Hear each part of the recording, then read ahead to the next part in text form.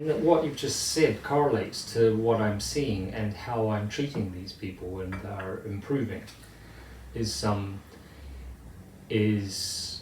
a lot of them will come in with a very cloudy head, not able to think, some not even able to watch TV, unable to concentrate on it. Some have an extreme tightness through the chest that just won't go away, and some can they just have continual fatigue that's not getting better. And some of the people I've treated I know quite well through having treated them before. There was a rugby player who's very muscular, and I know he's very tight throughout his whole body, and it would appear that he's got almost like a contraction throughout his whole body, and to resolve the COVID I've had to release not only all the micro muscles around the lungs in between the ribs, but also other aspects where I know he's tight, like down his back and through his legs. So in other words, stuff that a lot of it sounds like stuff he kind of had before, that you'd treated and you'd seen before, but it's like the whole thing has become involved. It was exacerbated, yeah. Okay. And another woman I treated, she does a lot of housework and cooking, and I know I've treated her because her back is like a rock. It's very, very tight, all up and down the whole length of the back and the breadth of it. And her symptoms were primarily post-COVID, a continual achy back and up into the head and headaches. And on treating her to resolve those, I did a lot of work on her back, a lot of scrubbing and loosening and warming her back.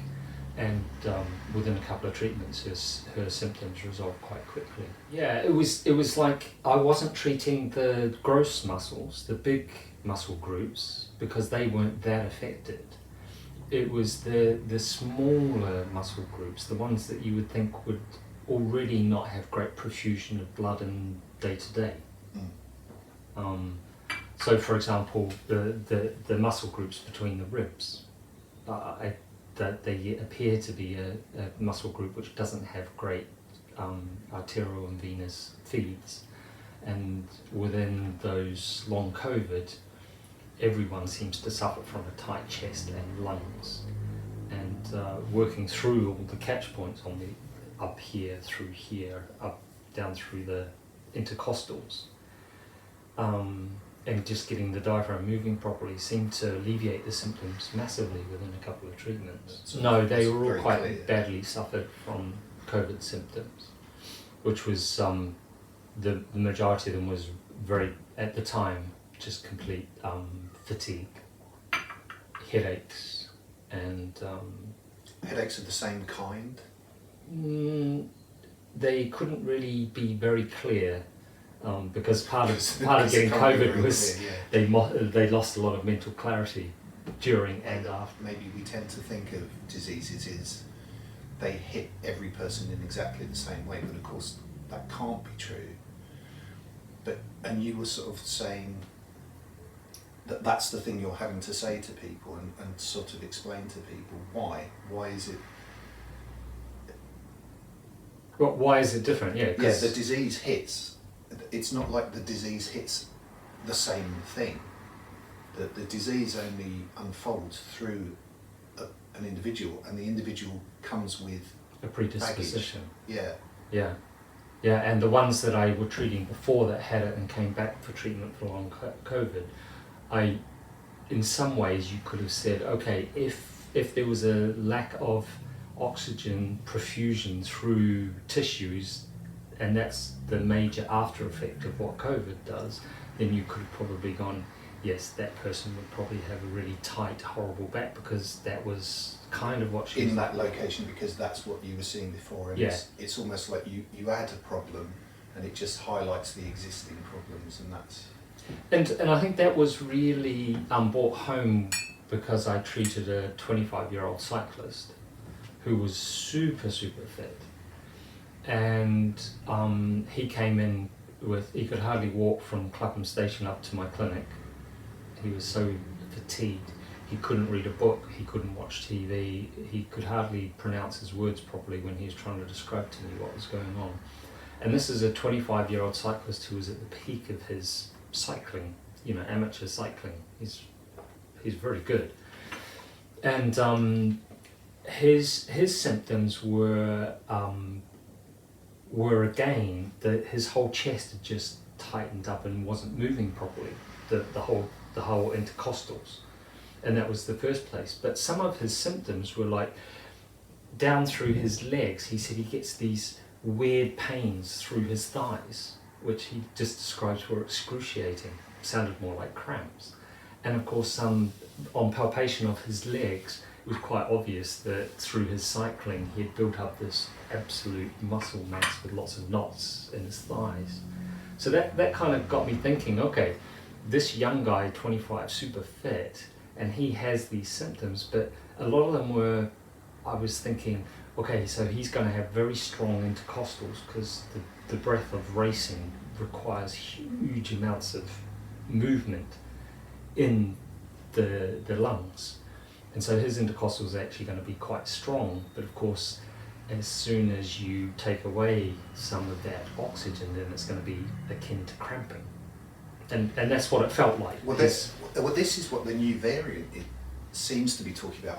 I'm not really keeping up with the variants, but it was this thing of how hard it's hitting fit people, and that's an interesting thing. Yeah. So what springs to mind immediately is something from, it's going to be, I'll try to put it into Western medicine language because it's not, I'm trying to think how you'd express this in immunology. You could say there are two purposes to the body shutting down. It's never really occurred to me to talk about it in this way, but one is, in fact they're both the same reason, but different viewpoint. Yeah, it lacks resources, and so it's really cutting off blood supply to tissue because it just can't, it can't establish normal working there. So it loses the battle, it backs off. But the other reason is more dynamic than that. It's a deliberate shutdown from the body. So when you cut yourself, part of the clotting process is a really vigorous sealing up by tiny muscles pulling on connective tissue to close it. Now, if you don't have strong tissue, your body can't do that very well. If you have strong tissue, it will muscularly, at the level of skin, seal that gap. Athletes and people like that have that capacity at skin level to close things off. You know, people who have problems of overuse in an area, something like a virus highlights that because everything is poorly supplied with blood or something, so they can't do well, those muscles. But an athlete's body has the chance to not just suffer with those things a bit worse, it has the chance to actually actively shut down the body because it's losing a battle against the virus. So it isolates. It's like when water gets into a submarine and it gets compartmentalized. An athlete's body has the opportunity to do that, so they feel extraordinary pain often. And it kind of makes sense because what you're saying correlates to what happened to this young cyclist, because what he did was he got the virus, he stopped doing his training, he recovered to a certain degree, thought he had recovered, went out and did a 120k bike ride, ended back up in bed, obviously had used too much resources too soon. He again recovered to a degree, went out and did another sort of 100k full-on bike ride, fast pace, ended back up in bed, and that's when he didn't recover.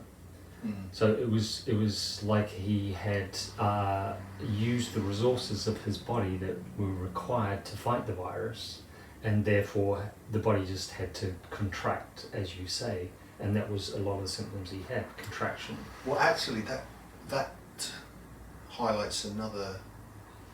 If we talk about blood flow again, that's another thing where an athlete like that, their muscles are used to repairing based on a certain type of pressure through the tissue. They are used to a certain amount of pressure, which means they're used to moving. They're used to being asked to move. Blood is being forced into the capillaries and then forced into the tissue, and that's how the muscle has been used to receiving its blood for repair. And if for some reason that isn't up to scratch and you do the same kind of exercise, those muscles are being fatigued in the same way they were when you were fit, but they're getting a much weaker transmission of blood back in. Yeah. It's sort of like, I don't know, putting severe cramping. yeah, exactly.